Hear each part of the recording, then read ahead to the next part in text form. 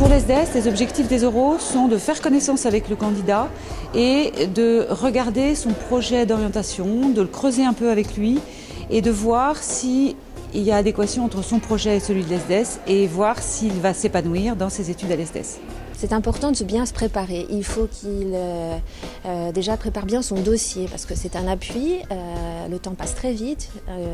Donc il faut vraiment, pour nous qui allons lire le dossier, pour déjà gagner du temps, essayer de le connaître un peu. Alors lors de cette orale, on a vraiment cherché à me connaître moi, savoir comment j'évoluais dans le milieu scolaire, mais pas que. C'est-à-dire c'est des questions à côté sur mes loisirs, mes passe-temps favoris. Le jury de l'entretien individuel de motivation ou de motivation est composé de deux types de membres.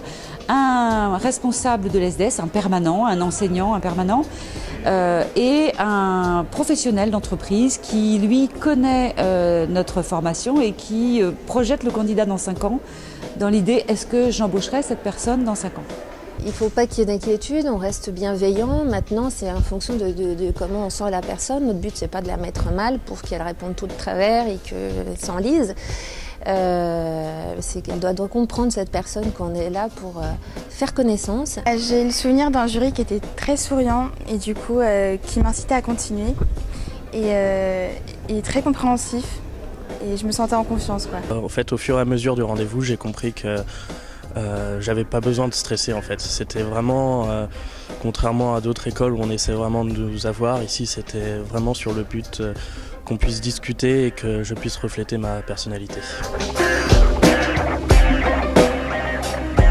On a vérifié donc les connaissances à l'écrit en anglais et à l'oral, on va vérifier sa façon d'appréhender la langue, de comprendre un texte et de s'exprimer en anglais sur ce texte. Le jury attend que le candidat vienne nous parler et discuter ensemble avec un anglais correct, simple et clair, qui montre son niveau d'anglais surtout.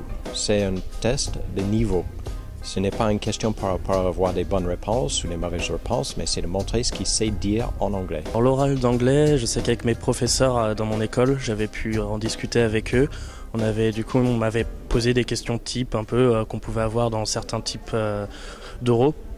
Et en plus, je regarde pas mal de séries où j'écoute la radio en anglais pour essayer justement de pratiquer un maximum.